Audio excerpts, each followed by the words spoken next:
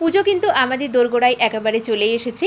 আর পুজোর দিনগুলোতে তো আমরা বাড়িতে লুচি বানিয়েই থাকি। তবে আজকে আমি বানাচ্ছি একদম নরম তুলতুলে ফুলকো সুজির লুচি, যেটা আলুর দমের সাথে খেতে বা নিরামিষ পনিরের সাথে খেতে বা চিকেন কারির সাথে খেতে কিন্তু দারুণ লাগে। তো তার জন্য এখানে আমি একটা কড়াইতে দিয়ে দিলাম কিছুটা পরিমাণ জল। এটা এখন গ্যাসে বসিয়ে দিয়েছি।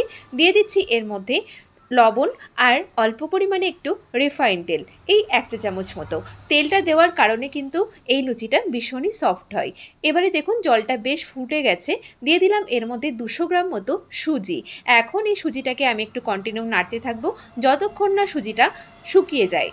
আঁচটাকে একটু কমিয়ে নিয়ে একটু সময় নিয়ে এটাকে এইভাবে নেড়ে একদম আটার ডোয়ের মতো করে নামিয়ে নিতে হবে। আমরা তো আটা ময়দার লুচি বাড়িতে বানিয়েই থাকি, তবে আমার আজকের এই রেসিপিটা ফলো করে আপনারা অবশ্যই একদিন এই সুজির লুচির রেসিপিটা ট্রাই করবেন। দেখবেন খেতে কিন্তু দারুণ হয়। তো দেখুন কথা বলতে বলতে সুজিটা কিন্তু আমাদের বেশ শুকিয়ে গেছে। এটা নিজে থেকেই কিন্তু কড়া থেকে উঠে আসছে, তার মানে কিন্তু এটা আমাদের হয়ে গেছে। এখন এটাকে নামিয়ে একটু আমি ঠান্ডা করে নিলাম। এবারে এর মধ্যে দিয়ে দিলাম একটা মিডিয়াম সাইজের আলু সেদ্ধ করে, এটাকে ভালো করে আমি ম্যাশড করে নিয়েছি, সেটা দিয়ে দিলাম।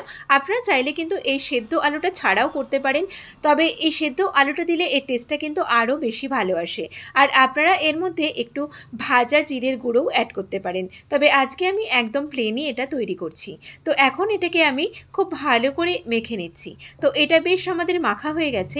এবারে এর মধ্যে আমি দিয়ে দিলাম ছোটো কাপের হাফ কাপ মতো ময়দা। এখন আবারও এটাকে ভালো করে মেখে একদম আটার ডোয়ের মতো করে ফেলতে হবে। আর এই সুজির লুচিটা যদি আপনারা নিরামিষের দিনে বানিয়ে থাকেন, তাহলে এর সাথে নিরামিষ আলুর দম বা পনিরের তরকারি দারুণ লাগবে খেতে, বা আলু ফুলকপির তরকারিও খুব ভালো লাগে। তার যদি আমিষের দিনে বানিয়ে থাকেন, তাহলে এটা চিকেন কারি বা মাটন কারির সাথে পরিবেশন করতে পারবেন। আর এটা অবশ্যই গরম গরম খেতে হবে। লুচি মানেই গরম গরম খেলেই বেশি ভালো লাগে। তো এখন আমি হাতে সামান্য একটু তেল লাগিয়ে নিয়ে আবারও এটাকে ভালো করে একটু মেখে নিলাম। আমাদের কিন্তু এই সুজিটা একদম ঠিকঠাকভাবে মাখা হয়ে গেছে। এবারে লুচিগুলো করার জন্য এখান থেকে আমি লেচি কেটে নিচ্ছি। আপনারা আপনাদের পছন্দের সাইজে এগুলোকে বানিয়ে নিতে পারেন। আপনি যদি আমার চ্যানেলে নতুন হয়ে থাকেন, তাহলে অবশ্যই নিত্য নতুন রেসিপি পাওয়ার জন্য আমার চ্যানেলটিকে সাবস্ক্রাইব করে দেবেন। আর যারা এখনও পর্যন্ত আমার চ্যানেলটিকে সাবস্ক্রাইব করেছেন, তাদেরকে অনেক অনেক ধন্যবাদ। এখন আমি লুচিগুলোকে বেলে নেব। তার জন্য চাকি বেলনির মধ্যে অল্প করে একটু তেল লাগিয়ে নিলাম। ঠিক যেমনভাবে আমরা লুচি বেলি সেইভাবে এগুলোকে আমি একটু টেনে টেনে বেলে নিচ্ছি গোল করে। তো আমাদের কিন্তু এই যে ঠিক এইভাবে লুচিগুলোকে বানিয়ে নিতে হবে। এখন লুচিগুলোকে ভাজার জন্য কড়াইতে কিন্তু বেশ কিছুটা তেল দিয়ে দিয়েছি। এগুলোকে একটু ডুবো তেলে ভাজতে হবে।